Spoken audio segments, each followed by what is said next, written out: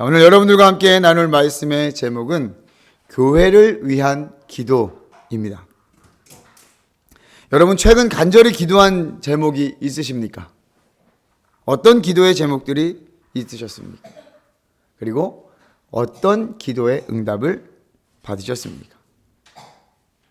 아직 과정일 수도 있겠죠. 또 하나님의 평강이 응답으로 오셨을 줄 믿습니다. 아무쪼록 우리의 기도의 제목 가운데 하나님께서 가장 좋은 방법으로 하나님의 평강으로 응답해 주시기를 주님의 이름으로 축복합니다. 그럼 여러분 교회를 위해서는 어떻게 기도하셨습니까? 어떤 기도의 제목을 교회를 위해서 올려드리고 있습니까? 에베소에 편지하는 사도 바울은 1장에서 찬송으로 시작했습니다. 찬송하리로다 하나님 곧 우리 주 예수 그리스도의 아버지께 3절에 그렇게 되어 있죠. 삼위일체 하나님을 찬송하는 것이 마땅하다고 사도 바울은 선포했습니다. 그리고 자연스럽게 찬송 후 바울은 에베소 교회를 위해 기도합니다. 찬송과 기도는 함께 가는 거예요. 찬송은 단순히 음율만 있는 것이 아니며 기도 역시 하나님께 자신의 필요와 간구를 올려드리는 것만 있는 것이 아닙니다. 찬송은 음률이 달린 기도요, 기도는 하나님께 드리는 또 다른 형태의 찬송인 것입니다. 특별히 에베소 교회는 바울에게 굉장히 특별한 장소입니다. 그가 개척했고 그가 그곳에서 오랜 시간 머물면서 제자들을 양성했던 곳입니다. 약 3년이라는 시간 동안 사도 바울은 에베소에 머물면서 열심히 복음을 전했습니다. 후배들을 양성했고 많은 가정교회를 돌보며 하나님의 일하심을 경험했을 것입니다. 그러나 이렇게 은혜로웠던 것만은 아닙니다. 소요에 휘말려 죽을 뻔하기도 했던 곳이 바로 에베소였습니다. 고린도전서에는 사도 바울이 이렇게 고백하고 있습니다. 에베소에서 맹수와 더불어 싸웠다면 내게 무슨 유익이 있으리요? 굉장히 위험한 어려움이 있었던 것으로 보입니다. 이렇게 은혜와 또 어려움이 있었던 곳이어서 그랬을까요? 바울은 에베소 교회의 소식을 계속 듣고 있었습니다. 아마도 이 에베소서를 전달한 두기고라는 사람을 통해서 그리고 에베소에서 사역했던 디모데를 통해서 계속해서 에베소 교회의 소식을 들었던 거예요. 그들을 통해 들은 소식은 이렇습니다. 에베소 교회에는 믿음과 모든 성도를 향한 사랑이 있었습니다. 할렐루야. 에베소 교회에는 믿음이 있었습니다. 이 믿음은 사도 바울이 전한 복음을 통해 나타난 믿음입니다. 예수 그리스도를 주로 믿으며 그렇게 살아가기를 다짐하고 노력하는 에베소 교회의 사람들 얼마나 아름다웠겠습니까?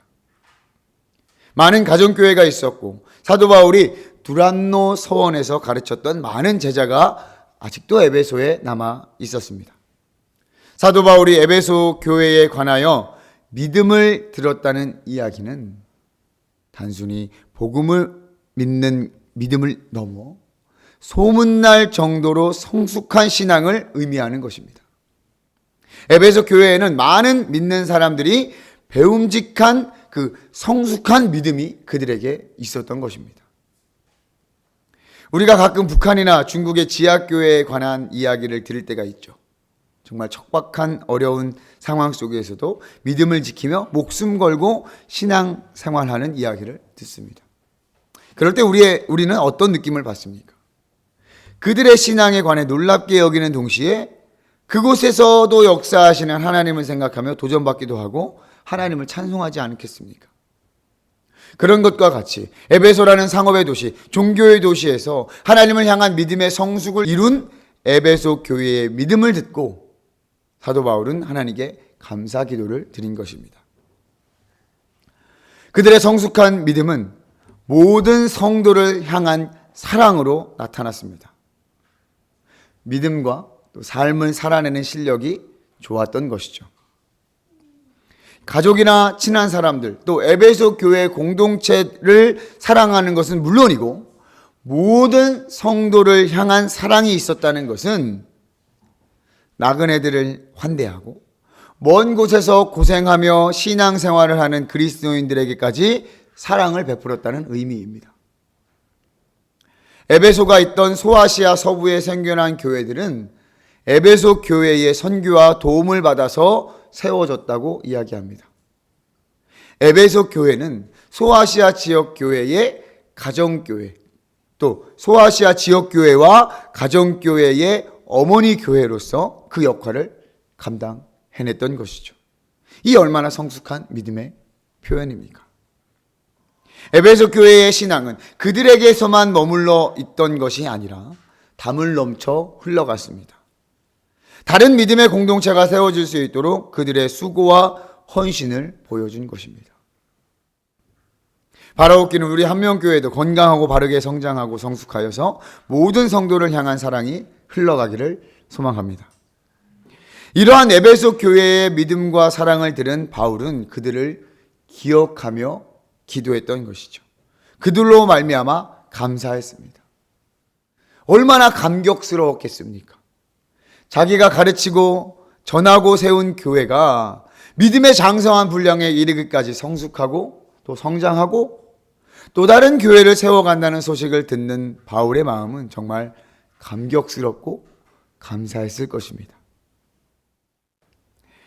지난 한명교회 이전 감사 예배에 오신 많은 분들이 그렇게 말씀해 주셨습니다. 작지만 규모 있게 리모델링을 잘했고 성도님들과 함께 신앙생활하는 모습이 아름다워 보인다고 많이들 말씀해 주셨습니다. 그리고 모두 하나같이 하나님께 감사하다고 고백하시더라고요. 감사한 것은 오히려 우리 한명교회 아닙니까? 그런데도 그분들 역시 하나님께 감사하다고 하는 것을 보며 사도 바울의 마음도 그러한 것이겠구나 하는 생각이 들었습니다. 우리 한명교회도 이러한 은혜를 경험하는 날이 올 줄 믿습니다. 함께 기도하며 성장해 가기를 소망합니다. 사도 바울이 에베소 교회를 위한 기도를 하면서 하나님께 감사만 한 것은 아닙니다. 에베소 교회를 향한 진심 어린 기도가 이어집니다. 교회를 향한 사도 바울의 기도 제목의 첫 번째는 지혜와 계시의 영을 주옵소서 17절에 라고 기도했습니다. 에베소 교인들에게 지혜와 계시의 영을 통해 하나님을 알아가길 기도했습니다. 여기서 지혜란 하나님에 관한 진리들을 일상생활에서 적용할 수 있는 능력을 의미합니다. 지식만 있어서 되는 것이 아니죠. 그 지식을 적용하여 우리의 생활 속에서 사용할 수 있는 능력이 바로 지혜입니다. 사실 이렇게 하기 위해서는 하나님을 아는 지식이 전제되어야 합니다. 하나님의 속성, 성품, 하나님의 말씀을 올바로 먼저 알아야 합니다. 그래야 그 아는 것을 우리의 삶과 생활 속에서 적용하고 활용해 나아가는 지혜가 나타나게 되는 것입니다. 에베소 교회는 사도 바울에게 직접 배웠습니다. 그리고 다른 종교의 모습을 보면서 왜 사도 바울이 전한 복음이 진정한 진리인가를 깨닫게 되었을 것입니다. 그리고 그들이 처해 있는 상황 속에서 그 진리를 적용하며 살아가는 고민들과 연습들을 했겠죠. 그러면서 저와 여러분들과 별반 다를 것 없이 때론 넘어지기도 하고 어찌할 바를 몰랐을 수도 있을 것입니다. 그러므로 하나님께서 허락하시는 지혜가 그들에게 그리고 우리에게 필요한 거예요. 하나님을 아는 지식, 하나님의 말씀을 우리의 삶과 생활에 적용하며 복음을 살아낼 수 있도록 말이죠. 그와 더불어 사도 바울은 에베소 교회에 계시의 영을 허락해달라고 기도합니다. 이 계시의 영이란 하나님의 계시를 깨닫는 능력, 성령의 도우심을 의미합니다. 계시라는 말은 여러분 열어서 보여준다는 의미입니다. 이것은 성령의 도우심이 없으면 우리가 알 수가 없죠. 성령의 도우심으로 핵심을 간파하는 깊은 통찰력을 있게 하여 주시옵소서라고 기도하는 것입니다. 하나님께서 말씀하신 진리에 관하여 그리고 우리가 처해 있는 이 상황 속에서 지혜롭게 하나님의 말씀과 진리를 살아내도록 하신 그 하나님의 깊으신 뜻, 그 핵심을 알아낼 수 있는 것들입니다. 우리에게 주어진 삶을 살아내며 우리는 이런 질문들을 많이 하지요. 하나님께서 왜 나에게 이런 일을 하게 하셨나? 이런 일을 당하게 왜 하셨나? 왜 이런 일들이 나에게만 일어나는 것 같은가? 그 상황 속에서 잘 모를 때가 많았습니다. 그러다가 문득 그래서 그러셨구나. 그래서 그렇게 하셨구나 라고 깨달을 때가 있죠. 그러면서 우리는 하나님의 놀라운 은혜를 경험하고 찬송하며 인정하게 됩니다. 저는 이런 순간들, 이러한 경험들이 바로 하나님을 경험하는 일이라고 믿습니다. 그렇다면 저와 여러분들은 하나님을 경험하지 않은 적이 없는 것이죠. 믿으십니까? 이렇게 하나님을 경험하게 되면서 우리는 자연스럽게 하나님을 알게 될 것입니다. 하나님의 성품을, 하나님의 일하심을, 하나님의 인도하심을 우리는 알게 되는 것입니다. 물론 신학적으로 교리상으로 하나님을 알아가는 것도 있지만 하나님께서 허락하시는 지혜와 계시의 영으로 우리는 하나님을 깊이 알아갈 수 있게 되는 것입니다. 지난주 상조도 교회를 다녀오면서 상조도 교회를 담임하는 김상호 목사님의 고백 중에 그런 이야기를 들었습니다. 한글을 모르는 성도님이지만 하나님 앞에서 헌신하고 기도하며 또 충성하는 모습, 그 하나님을 섬기는 모습이 정말 은혜가 된다는 것입니다. 그들이 그렇게 하는 이유가 무엇이겠습니까? 한글도 모르고 성경을 모르더라도 하나님께서 허락하신 그 지혜와 계시의 영으로 하나님을 알았기 때문에, 하나님을 경험했기 때문에 그들이 그렇게 할 수 있는 것들 아니겠습니까? 하나님의 능력은 우리의 지식과 경험을 능가합니다. 너무나도 당연한 이야기죠. 우리에게도 이러한 지혜와 계시의 영이 함께하기를 소망합니다. 우리 한명교회에도 허락하실 줄 믿습니다. 이어지는 바울의 기도의 제목은 마음의 눈을 밝혀 주옵소서. 우리 18절에 보니까 너희 마음의 눈을 밝히사, 너희 마음의 눈을 밝히사 라며 기도하고 있습니다. 마음의 눈을 열어주셔서, 행여 닫혀있는 마음의 눈이 있다면 열어주시옵소서. 여기서 이야기하는 마음은 단순히 우리의 감정과 기분만을 의미하는 것이 아닙니다. 성경에서의 마음은 감정뿐만이 아니라 우리의 생각, 사고, 우리의 생각과 도덕적 판단의 중심을 의미합니다. 즉 하나님께서 허락하신 것들을 깨닫게 된다는 의미예요. 하나님께서 우리에게 허락하신 모든 것을 마음의 눈을 열어 깨닫고 받아들일 수 있도록 기도하고 있는 것입니다. 그럼 하나님께서 우리에게 허락하신 것이 무엇이냐? 사도 바울은 특별히 세 가지를 깨닫고 받아들일 수 있도록 기도하고 있는 것입니다. 마음의 눈을 열어서 이 세 가지를 좀 깨닫게 하여 주시옵소서.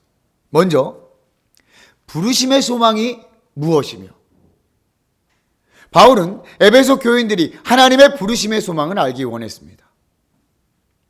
이 부르심은 꼭 사역자로서의 부르심만을 의미하는 것은 아닙니다.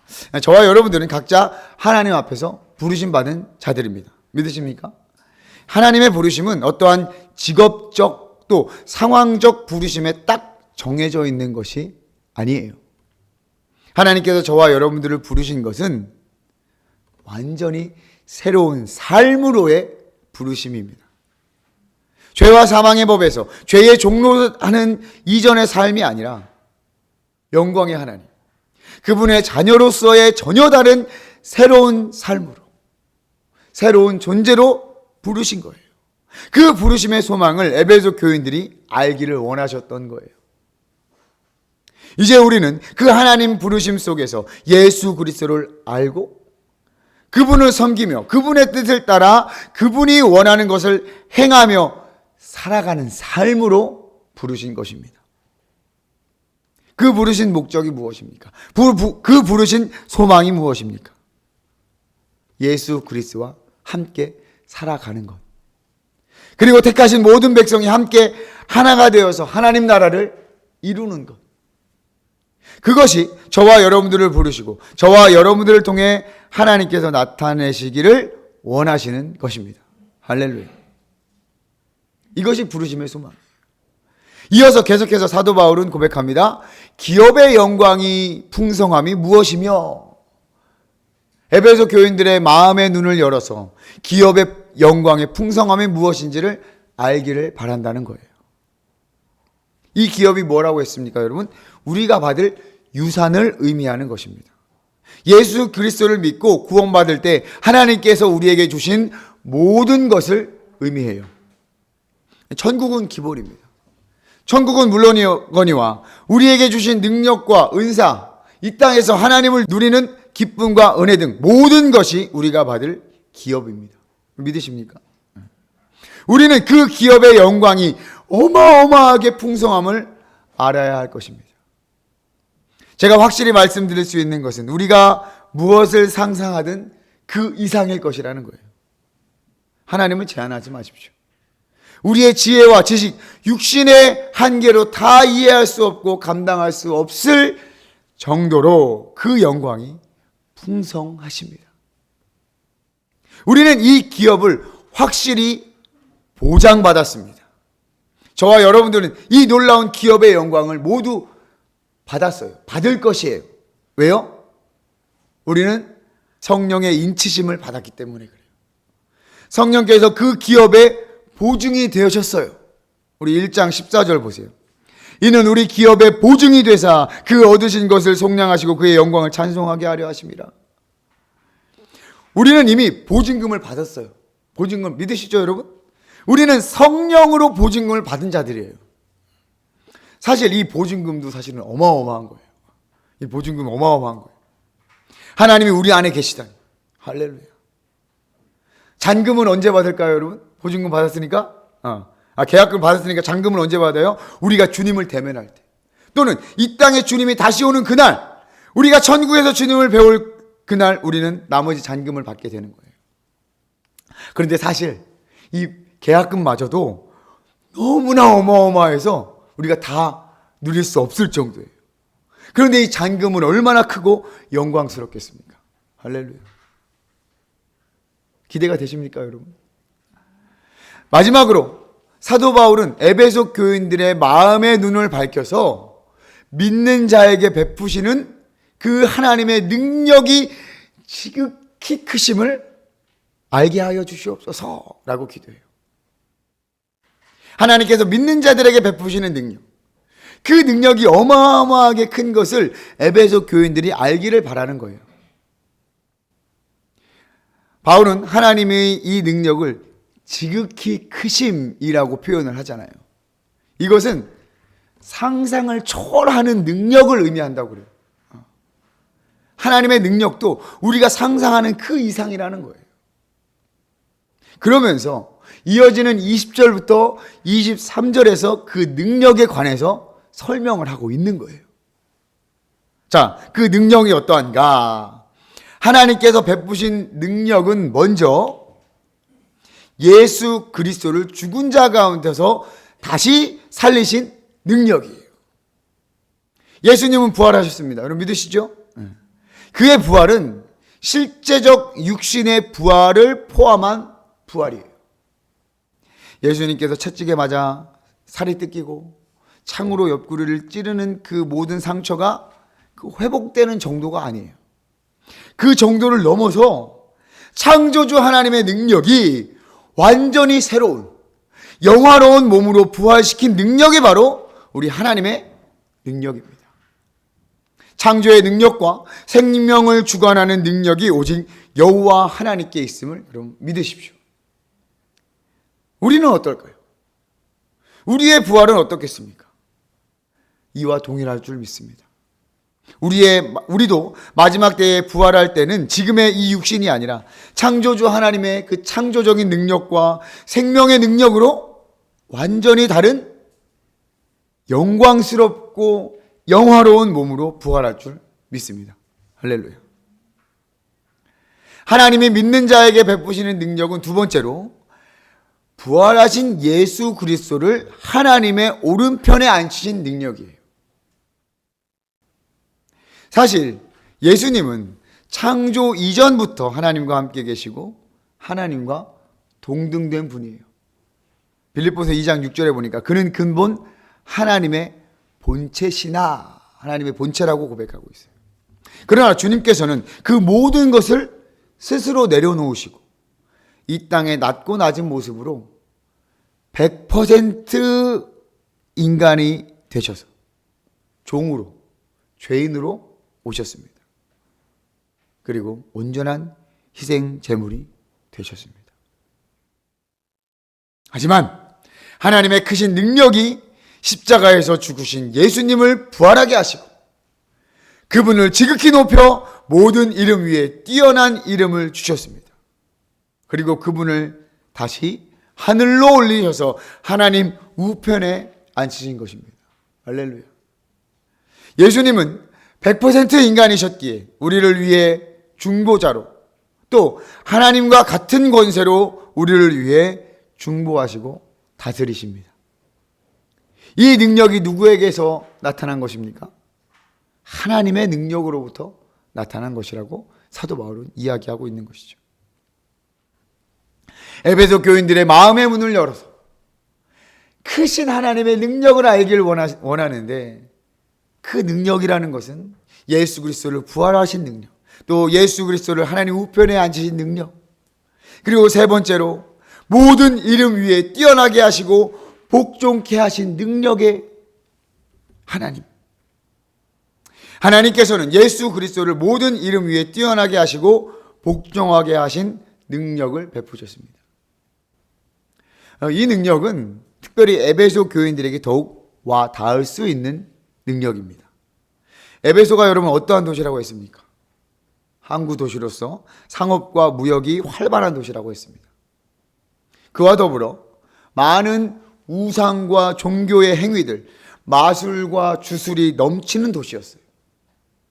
그런 상황 가운데서 예수 이름 앞에 우상과 종교들, 마술과 주술들이 모두 무릎을 꿇었어요. 50억 정도, 수십억 되는 그 책을 다 태워버릴 정도로 말이죠. 그리고 가장 존귀한 이름으로 예수 그리스도를 높이신 거예요. 이것은 일찌감치 시편의 다윗에서 내 원수들로 내 발판이 되게 하기까지 너는 내 오른쪽에 앉아 있으라, 시편 110편 1절의 말씀입니다.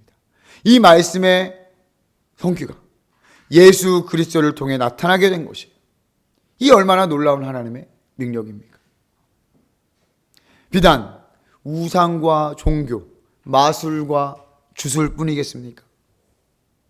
이 세상의 권세와 공중 권세 잡은 마귀들도 예수의 이름 앞에 무릎을 꿇을 수밖에 없음을 우리는 복음서를 통해서 보았습니다.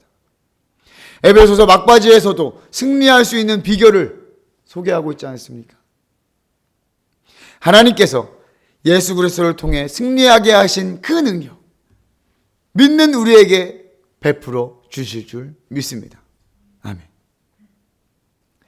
하나님께서 우리에게, 믿는 자들에게 베푸시는 그 능력의 네 번째는 예수 그리스도를 만물 위에 교회의 머리로 삼으신 능력입니다. 우리 한명교회의 머리는 누구입니까? 예수 그리스도. 이 우주적 교회, 이 세상 모든 교회의 머리는 누구일 수밖에 없습니까? 예수 그리스도입니다. 할렐루야. 이것은 하나님께서 정하신 거예요. 예수님 스스로 하신 것이 아니에요. 하나님께서 교회의 머리를 부활하신 예수 그리스도로 삼으셨습니다. 하나님은 그럴 수 있는 능력을 가지신 분이니까요. 교회는 예수님께서 이 땅에서 이루신 사역의 온전한 결정체입니다. 그리고 그분의 신비로운 몸입니다. 그러니 이 교회 저 교회 할 것 없이 모두 중요한 역할을 감당하고 주어진 사명이 있는 것입니다. 에베소 교회가 모든 성도에게 사랑을 베푼 이유도 바로 이 때문이 아닐까요? 머리 없는 몸. 끔찍하죠. 몸 없는 머리도 상상하기 어렵습니다.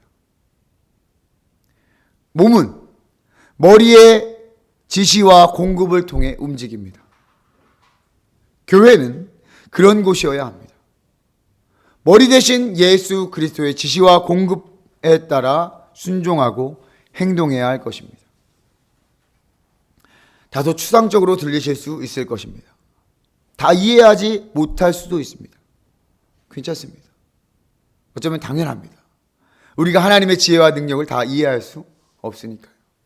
분명한 것은 저와 여러분들은 그 지혜와 능력 안에 있다는 사실이에요. 사도 바울도 그렇고 에베소 교회를 향한 감사하며 간절히 기도했던 이유가 바로 여기에 있는 것입니다. 이 사도 바울의 위대한 중보 기도는 비단 에베소 교회만을 위한 것이 아닙니다. 바로 우리 한명교회를 위한 기도인 줄 믿습니다. 한명교회도 우리의 믿음과 모든 성도를 향한 사랑이 전해지게 하여 주시옵소서. 할렐루야. 우리의 믿음과 모든 성도를 향한 사랑이 소문나기를 축복합니다. 이곳저곳 소문나야 합니다. 그래서 다른 성도님들에게도 도전이 되고 은혜가 되고 감사가 되어야 할 줄 믿습니다. 작지만 시작한 지 얼마 되지 않았지만 우리 교회를 통해서 한국교회의 변화와 회복의 물꼬리 터지기를 기도하고 있습니다. 사실 이렇게 되기 위해서는 기도뿐만이 아니라 우리가 그렇게 행해야 합니다. 우리가 행합시다. 우리가 변화되어야 합니다. 그것이 능력이에요. 변화됨이 능력입니다. 변화되어야 소문이 나는 거예요. 우리는 이곳에서 우리의 믿음, 성도를 향한 사랑을 연습하는 기회가 될 것입니다. 몇몇 그 영화에 보면 또 신앙의 도전을 주는 글귀에서 여러분 한 번쯤 이 이야기를 들어보셨을 것입니다. 우리가 기도를 할 때 용기를 주시옵소서, 담대함을 주시옵소서 라고 기도하면 하나님께서는 뿅 하고 용기를 주실까요? 담대함을 뿅 하고 주실까요? 하나님께서는 용기 낼 수 있는 기회를 주십니다. 담대할 수 있는 상황을 주십니다. 가족이 화목하게 하여 주시옵소서, 우리 가족이 사랑하게 하여 주시옵소서 라고 기도하면 하나님께서 뿅 하고 가족을 화목하게 하실까요? 가족이 한순간에 사랑하게 하실까요? 하나님께서는 화목하게 할 기회를 주시는 거예요. 사랑할 기회를 주시는 거예요. 그렇게 돌아보니 하나님께서는 나의 모든 기도에 응답하셨습니다. 지금 우리 한명교회에도 하나님께서 서로 사랑할 기회, 용서와 화합할 기회를 주신 것은 아닐까요? 믿음의 변화와 성도를 향한 사랑을 연습하는 기회입니다. 우리가 서로 잘 감당해 냅시다. 우리 한명교회에도 지혜와 계시의 영을 주옵소서. 지금을 살아가는 우리에게 꼭 필요합니다. 너무나 많은 것들이 빠르게 변하고 있습니다. 이전에 신앙의 선배들이 이야기했던, 경험했던 것들과 완전히 다른 상황들이 펼쳐지고 있습니다. 새로운 환경, 새로운 기준들이 마구마구 쏟아지고 있습니다. 어떻게 해야겠습니까? 우리가 알고 있는 하나님, 우리가 알고 있는 하나님의 성품을 이 생활에서 적용하며 믿음을 지키기란 너무나도 어렵고 힘든 상황이 되었습니다. 그래서 하나님의 지혜가 절실히 필요합니다. 도우시는 성령의 손길이 너무나도 필요합니다. 간구합시다. 도우심을 구합시다. 하나님은 우리의 기도와 부르짖음에 외면하지 않으실 분이십니다. 또한 우리 한명교회 모두에게 마음의 눈을 열어 주시옵소서. 하나님께서 열어주셔야 합니다. 하나님의 은혜가 필요합니다. 지적인 것, 영적인 것에 대한 눈이 밝아져야 합니다. 지적인 것은 우리가 노력하며 얻을 수도 있습니다. 저도 열심히 돕겠습니다. 그리고 서로 그리스도 안에서 피차 권면하며 배우면 됩니다. 그리고 절실하게 성령의 도우심이 필요합니다.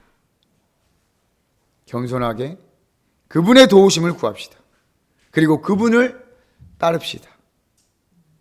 우리 삶의 현장에서 우리가 살아내는 그곳에서 역사하시는 분은 우리 안에 늘 함께 하시는 성령님입니다. 성령님은 교회에만 계시지 않습니다. 늘 여러분들과 함께 하십니다. 여러분들을 도우시고 가르쳐 주시고 밝혀 주십니다. 그 은혜를 우리가 함께 누리기를 소망합니다. 그 은혜를 누릴 자격이 우리에게 충분합니다. 할렐루야. 에베소 교회를 향한 사도 바울의 간절한 기도. 에베소 교회는 그렇게 살아갔을까요? 에베소 교회는 에베소 교회입니다. 그들의 시작과 끝이 어찌됐든 이제 우리 한명교회의 차례입니다. 지금 이 시대를 향한 한명교회를 위한 사도 바울의 중보 기도처럼 느껴졌습니다. 저와 여러분들의 기도 제목입니다. 이 기도 제목의 응답 통로가 바로 저와 여러분임을 기억하며 새로운 한 주도 성령과 함께 승리하는 저와 여러분들이 되시기를 주님의 이름으로 축복합니다. 할렐루야.